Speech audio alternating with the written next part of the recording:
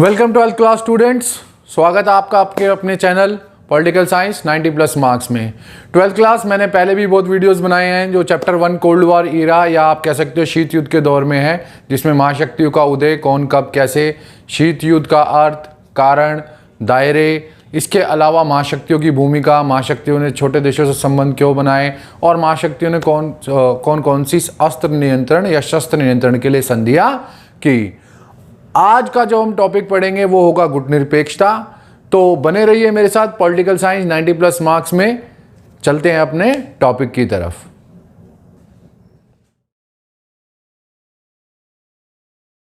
तो 12th class आज का हमारा टॉपिक है गुटनिरपेक्षता या गुटनिरपेक्ष आंदोलन। कभी कभी गुटनिरपेक्षता के लिए बच्चे कंफ्यूज हो जाते हैं। इसके कई तरह से नाम आ जाते हैं। गुटनिरपेक्ष भी बोला जाता है, गुटनिरपेक्षता भी बोला जाता है और इसको गुटनिरपेक्ष आंदोलन भी बोल दिया जाता है। इंग्लिश में इसका सिंपल सा रहेगा मतलब नॉन अलाइनमेंट मूवमेंट या नॉन अलाइनमेंट। गुटनिरपेक्षता या गुटनिरपेक्ष आंदोलन को हिंदी में असंलग्नता भी बोल देते हैं, जो किसी में संलग्न ना हो। तो इस टॉपिक में हम सारा कवर करेंगे, लेकिन इसकी शुरुआत करेंगे सबसे पहले इसके अर्थ से। जो मैं बता रहा हूं इतना ही आपको लिखना है अर्थ में। अगर गुटनिरपेक्ष आंदोलन का अर्थ आ जाता है तो 1 या 2 नंबर में आ जाएगा, तो अर्थ में आप सिर्फ यही लिखेंगे, पूरे मार्क्स आएंगे।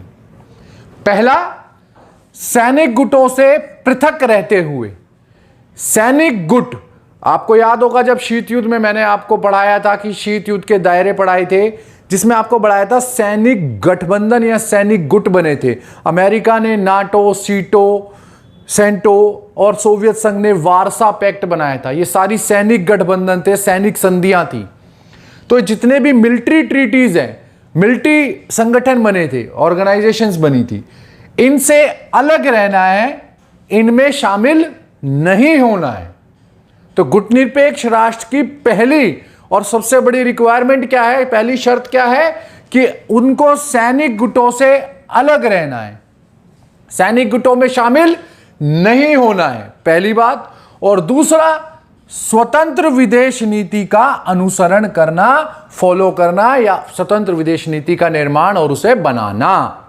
तो पहली बात, गुटनिरपेक्ष राष्ट्र वो होगा जो किसी भी सैनिक गुट में शामिल नहीं होगा। और दूसरी बात, वो जो अपनी विदेश नीति, फॉरेन पॉलिसी का निर्माण करेगा, उसे मेक करेगा, बनाएगा, अनुसरण करेगा, फॉलो करेगा, वो जो विदेश नीति होगी वो बिल्कुल स्वतंत्र होगी।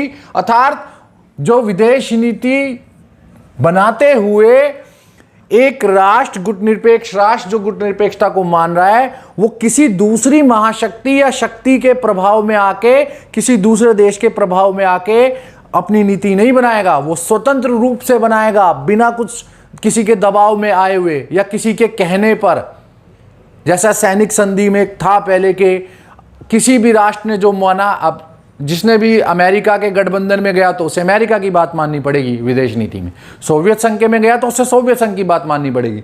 लेकिन गुटनिरपेक्ष राष्ट्र की 2 बड़ी बड़ी बातें यही हैं, सैनिक गुटों से अलग रहेगा, पृथक रहेगा और अपनी स्वतंत्र विदेश नीति का अनुसरण करेगा। विदेश नीति में किसी के दबाव में, प्रभाव में आकर कार्य नहीं करेगा। तो यही है इसका अर्थ। अर्थ में, मीनिंग में 1 या 2 नंबर आ जाए तो इतना ही लिखना है। अब इस आंदोलन की स्थापना या शुरुआत कब हुई? इसकी स्थापना होती है 1961। गुटनिरपेक्ष आंदोलन की स्थापना होती है 1961। कहां हुई?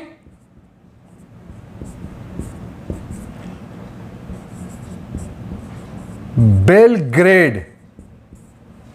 गुटनिरपेक्ष आंदोलन की स्थापना हुई बेलग्रेड। बेलग्रेड क्या है?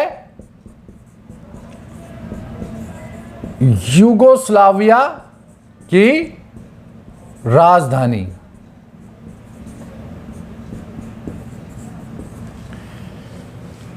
गुटनिरपेक्ष आंदोलन का अर्थ सैनिक गुटों से अलग रहते हुए स्वतंत्र विदेश नीति का अनुसरण करना। स्थापना 1961। और कहां स्थापना, कौन से सम्मेलन में हुई? वो है बेलग्रेड, यूगोस्लाविया की राजधानी। तो अभी आपने जाना गुटनिरपेक्षता का अर्थ, स्थापना कब हुई और कौन से सम्मेलन या कहां पर हुई। अब इसके आएंगे आगे जो हम पढ़ेंगे वो होगा स्थापक राष्ट्र और नेता। ये हम अभी अगले इस बोर्ड में करते हैं। तो 12th क्लास गुटनिरपेक्षता का अर्थ हमने पढ़ लिया, अर्थ क्या होता है और उसकी स्थापना कहां हुई और कब हुई। अब आता है उसके स्थापक या संस्थापक राष्ट्र भी बोल देते हैं। एक बात याद रखना कि कई बार यह आ जाता है कि स्थापक राष्ट्र और उसके नेता का नाम बताओ 1 से 2 नंबर में, और इसलिए आपको इसके स्थापक राष्ट्रों के नाम और उन राष्ट्रों के नेता कौन थे वो भी याद रखना है।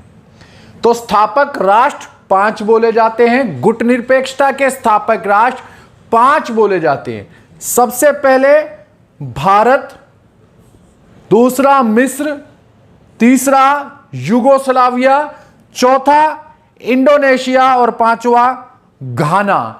ये पांचों राष्ट्र को स्थापक राष्ट्र बोला जाता है या संस्थापक राष्ट्र बोला जाता है। स्थापक, संस्थापक जिन्होंने मिलकर इस गुटनिरपेक्ष आंदोलन की स्थापना की, शुरुआत की या उसका प्रारंभ किया। इसके बाद और देश जुड़े, अभी हम उसके बारे में बताता हूं आपको पूरा, लेकिन आपको स्थापक राष्ट्र अगर कोई पूछे तो वो 5 राष्ट्र, 5 देश है जिन्होंने इस आंदोलन की शुरुआत या स्थापना की। पहला भारत, दूसरा मिस्र, तीसरा यूगोस्लाविया, चौथा इंडोनेशिया, पांचवा घाना। अब इन देशों के नेता कौन थे जिन्होंने मिलकर इस आंदोलन की शुरुआत की। भारत के जग जाहिर है सबसे पहले प्रधानमंत्री पंडित जवाहरलाल नेहरू। मिस्र के नेता थे गमाल अब्दुल नासिर, मिस्र के गमाल अब्दुल नासिर। यूगोस्लाविया के जोसेफ टीटो।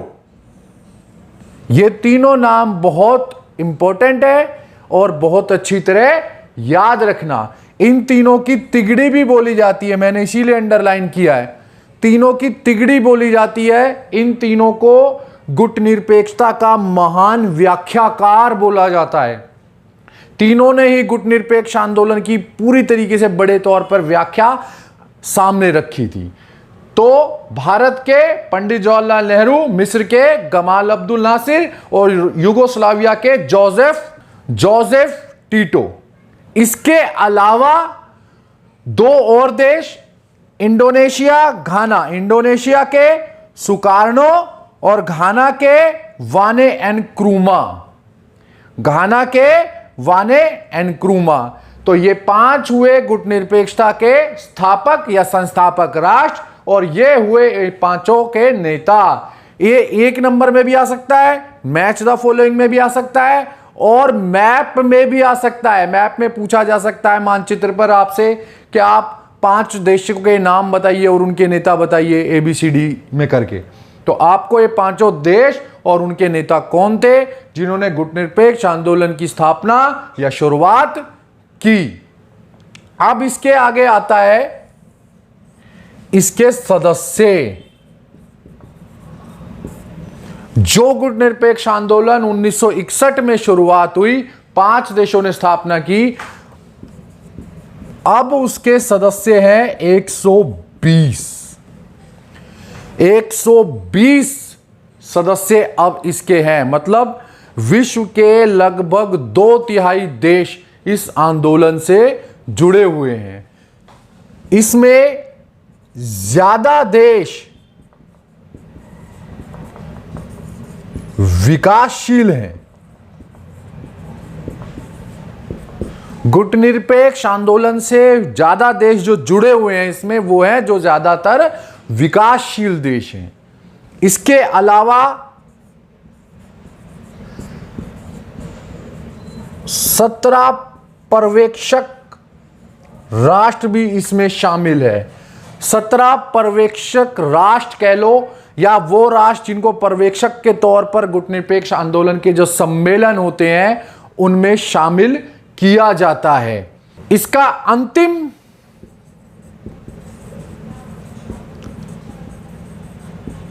सम्मेलन या यूं कह लो समिट 2019 अजरबैजान के बाकू शहर में हुआ। गुटनिरपेक्ष आंदोलन का अंतिम सम्मेलन कह लो 2019 में हुआ, अजरबैजान के बाकू शहर में हुआ। तो 12th क्लास ये है इसके संस्थापक राष्ट्र, भारत, मिस्र, यूगोस्लाविया, इंडोनेशिया, गाना।